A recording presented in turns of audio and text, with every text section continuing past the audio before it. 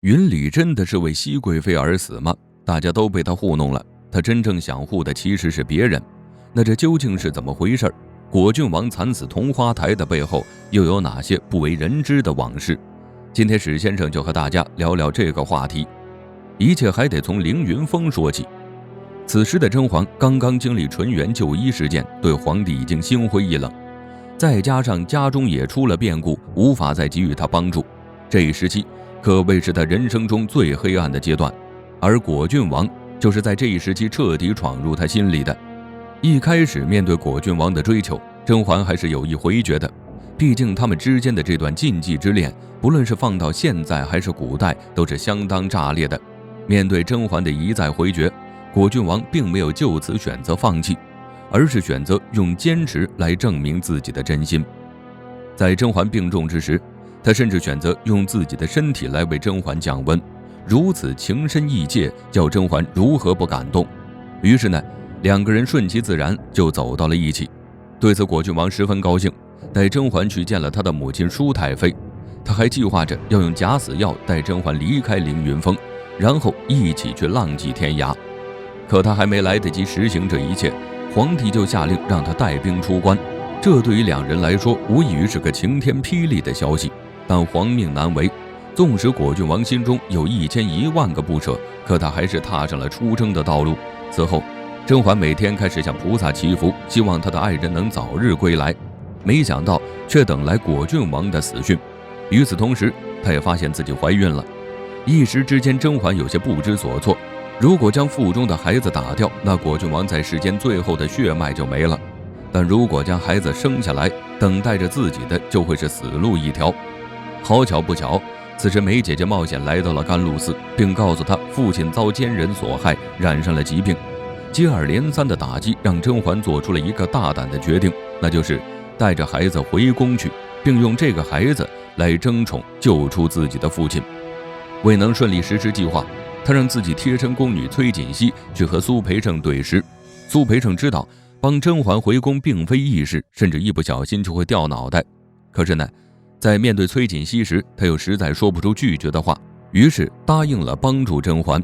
另一边，沈眉庄也来了一个神助攻。最终，皇帝答应去凌云峰踏青祈福。在得知皇帝会去凌云峰以后，甄嬛又会作何反应？他先是上演了一番苦肉计，然后又在和皇帝亲热之时，声泪俱下地表现了自己对皇帝的思念之情。虽说皇帝当初是因为纯元和甄嬛相似，才对甄嬛宠爱有加，但甄嬛此人本身就是一个十分聪颖且有魅力的人。皇帝与他相处那么多年，彼此之间的情谊又岂是一个替身能总结的？倘若当初若不是甄嬛执意要出宫，那等皇帝气消了以后，他复宠就是迟早的事。可那时他太过意气用事，一心只想离开皇宫那个是非之地。纵使皇帝再爱他，可碍于一国之君的面子，他也不会选择挽留。事实上，甄嬛离开之后，皇帝心中也是感慨万千，甚至曾偷偷地去过甄嬛旧日的住处，但他也只能这样了。身为一国之君的他，是绝对不会轻易放下面子去找甄嬛的。如今看见甄嬛过得并不好，而且还时时挂念着自己，皇帝心中也是感慨万千，当即就决定要接甄嬛回宫。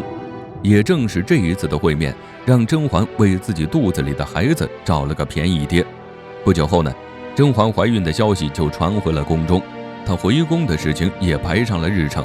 也正是这一时期，一个让甄嬛震惊不已的消息传回了京城，那就是果郡王并没有死。甄嬛再次深受打击，当初她放下一切，不管正在流放的甄家老小，只求一颗假死药能和果郡王浪迹天涯，即使他要远走他乡，他也愿意等待。如今呢，他好不容易说服自己回宫去，却得知果郡王并未身死，但开弓没有回头箭，事到如今，不管他想还是不想，这个宫他都是非回不可了。昔日情人见面，两人除了泪流，终究是说不出太多的话，只能怪命运作弄。而后甄嬛回宫之时，果郡王又奉命护送她，这对二人来说无疑是一道酷刑。特别是果郡王，他含着泪将甄嬛送回了皇帝手中，只能以甄嬛的小象寄托思念。另一边，后宫众人也对甄嬛的回宫十分忌惮，他不过回宫几天，就有人按耐不住，想用野猫还有青苔的鹅卵石取他性命。不过此时的甄嬛早已不是那个当初不谙世事的小女孩了，她成功逃过了后宫中人的暗算，然后顺利为皇帝诞下了一对龙凤胎，取名为红毡和灵犀。表面上呢，这两个名字没什么特别之处，实际上把最后的2个字连起来，谐音就是夕颜。而夕颜其实算得上是果郡王和甄嬛的定情之花，他在用这种方式暗示果郡王，这2个孩子就是他的骨肉。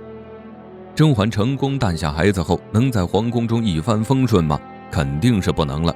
事实上，当初纯元就医事件就是皇后等人的手笔。皇后一派本想利用这件事置甄嬛于死地，但却低估了甄嬛在皇帝心中的位置。如今呢，甄嬛又风风光光的回宫了，皇后一派又怎么会无动于衷？孩子刚刚出生不久，祺贵人就站出来告发甄嬛私通，说孩子不是皇帝的。这可不是件小事，皇帝当即就召集人进行滴血认亲。好在祺贵人等人并未怀疑到果郡王身上，温太医成了这件事中的替罪羊。虽说甄嬛及时察觉出谁有问题，并成功度过了此劫，但温太医和梅姐姐就没那么好运了，一个挥刀自宫，一个因此血崩。甄嬛在皇宫中一下子失去2个对她好的人。之后呢，在家宴上，果郡王不小心将甄嬛小象调了出来，眼看2人之事就要败露，浣碧及时站出来说那小象是自己。因浣碧和甄嬛有着几分相像，这事儿也就这样糊弄过去了。浣碧也因此得以嫁给自己一直喜欢的果郡王，和他一起嫁入王府的还有倾慕果郡王已久的孟静娴。